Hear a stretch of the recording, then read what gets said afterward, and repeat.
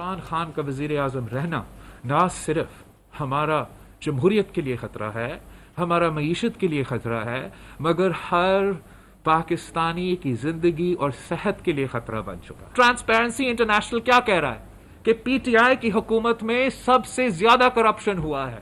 P T I کا auditor general کا report کہتا ہے کہ 270 بلین روپیز کا irregularities ہوا ہے۔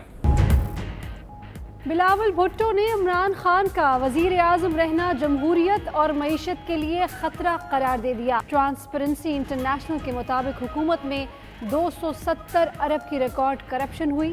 بی آر ٹی سے عمران خان کا کچن چلتا ہے، حکم امتناع ختم کر کے کیس چلایا جائے۔ جعلی اکاؤنٹس کیس آصف زرداری کے خلاف نیا مقدمہ تیار۔ 8 ارب روپے کی مشتبہ ٹرانزیکشن پر نیب تحقیقات میں اہم پیش رفت۔ نیب کے جواب کی کاپی 92 نیوز کو موصول۔ نیب کے مطابق ٹھوس شواہد ہیں کہ آصف زرداری نے کلفٹن کراچی کا گھر کرپشن سے بنایا۔ اسٹینوگرافر مشتاق کے اکاؤنٹ سے گھر کی خریداری کے لیے 15 کروڑ ادا کیے۔ نیب کے احتساب عدالت سے زرداری کا کلفٹن میں گھر منجمد کرنے کی استدعا۔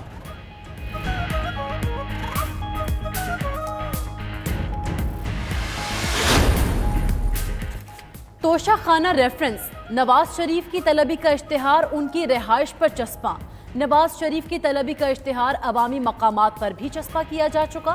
احتساب عدالت نے نواز شریف کو پیش ہو کر جواب دینے کے لیے 17 اگست تک آخری موقع دے رکھا ہے۔ ادھر جاتی عمرہ میں چسپاں نواز شریف کی طلبی کا اشتہار پھاڑ دیا گیا۔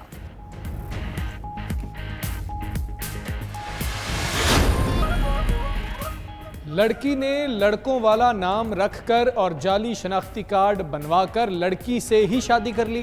واقعہ راولپنڈی میں پیش آیا۔ عاصمہ نے آکاش کے نام سے شناختی کارڈ بنوایا اور نیہا سے کورٹ میرج کی۔ نیہا کے والد نے پتہ چلنے پر ہائی کورٹ راولپنڈی بینچ میں رٹ دائر کر دی۔ عدالت نے دونوں لڑکیوں کو 15 جولائی کو طلب کر لیا۔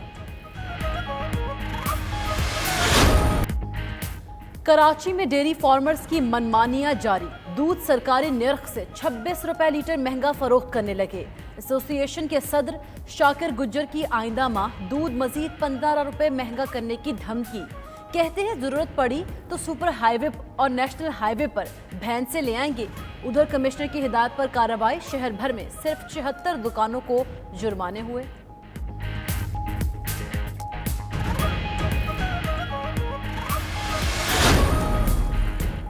اسد عمر کی زیر صدارت national command and control centre کا لاہور میں اجلاس، وزیر اعلیٰ پنجاب عثمان بزدار کی بھی شرکت۔ اجلاس میں عید الاضحیٰ کے لیے SOPs اور مویشی منڈیوں کے انتظامات کا جائزہ۔ شہروں کے اندر مویشی منڈیاں لگانے کی اجازت نہیں دی جائے گی۔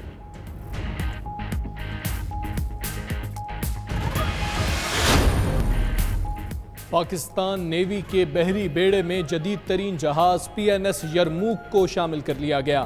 نیول چیف ایڈمرل ظفر محمود عباسی کہتے ہیں پاک بحریہ کسی بھی قسم کی جارحیت کا بھرپور جواب دینے کی مکمل صلاحیت رکھتی ہے۔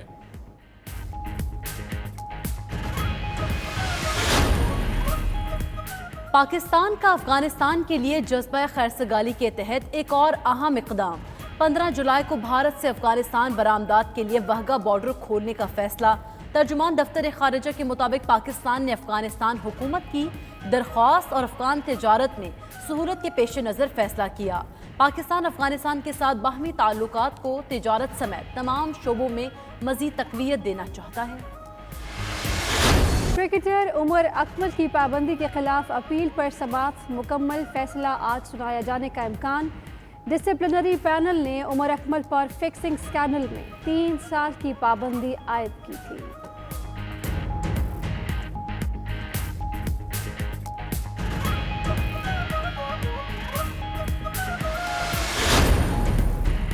انگلش فٹ بال کلب مانچسٹر سٹی پر 2 سالہ پابندی ہٹا دی گئی۔ کھیلوں کے مقدمات سننے والی عدالت نے کلب کو مالی بے ضابطگیوں کے حوالے سے کلیئر قرار دے دیا۔ یویفا کے ساتھ تعاون نہ کرنے پر جرمانہ 30 ملین یورو سے کم کر کے 10 ملین یورو کر دیا۔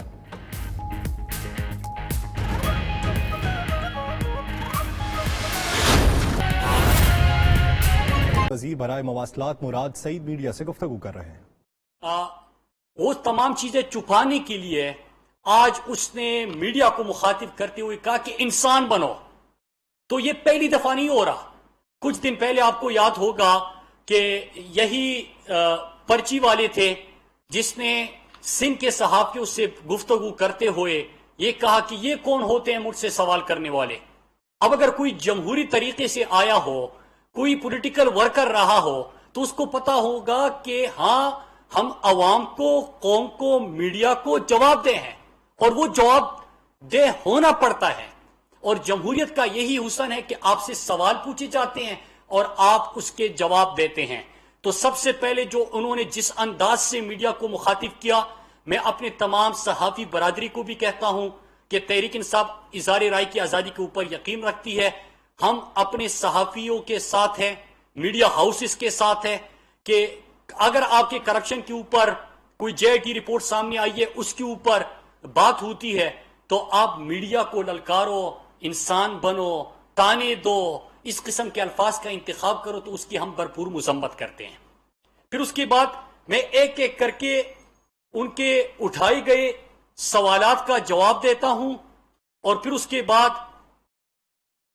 کے بعد میں آپ کو وجہ بتاتا ہوں کہ اس بوکھلاہٹ کی وجہ کیا بنی. سب سے پہلے انہوں نے کہا کہ میں نے چیلنج کیا تھا خیبر پختونخوا کو. آپ کو یاد ہوگا کہ جس دن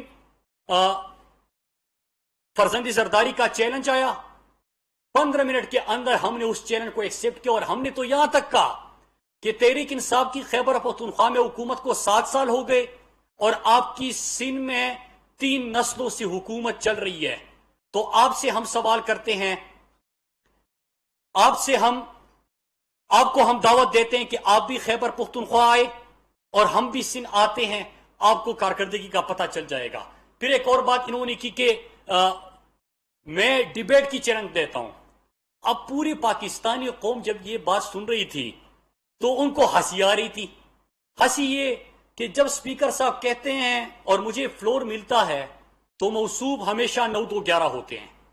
میں سپیکر صاحب سے گزارش کرتا ہوں کہ جب بھی پارلیمنٹ کا اجلاس ہو تو یہ قوم کا مطالبہ ہے کہ آپ پارلیمنٹ کے دروازے کچھ دیر کے لیے بند کیا کریں، تاکہ ان کو ان کے سامنے جواب بھی ملے، ان سے چند سوال بھی ہو، اور یہ راہ فرار اختیار نہ کرے.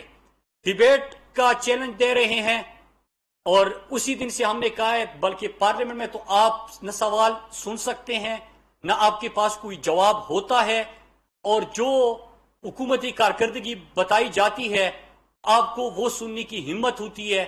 تو میں قوم کے سامنے ایک دفعہ پھر چیلنج کرتا ہوں کہ میرے ورکر تو ہمیشہ اس بات پہ ناراض ہوتے ہیں کہ وہ پرچی پہ آیا ہے، مروسی سیاست ہے، نہ کوئی پولیٹیکل ورکر رہا، نہ اس کی کوئی پولیٹیکل سٹرگل ہے، تو آپ اس کو کیوں چیلنج کرتے ہیں. لیکن پھر بھی آپ کی خواہش میں پوری کر لیتا ہوں کہ پارلیمنٹ میں بحث کرنی ہے، ایشو آپ کی مرضی کا ہوگا، کسی بھی ایشو ٹاپک آپ کی مرضی کا ہوگا. پارلیمنٹ میں آپ کو خوش آمدید کہتے ہیں. جب آپ بات کریں، گزارش اتنی سی ہے کہ 9-2-11 نہ ہو.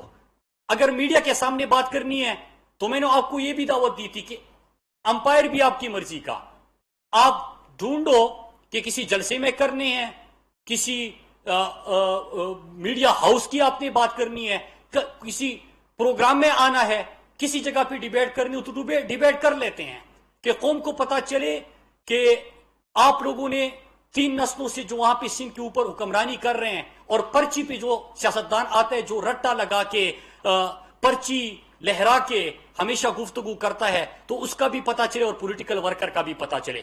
تو ڈیبیٹ پہلی بھی ہم آپ کا چیلنج ایکسپٹ کر چکے ہیں.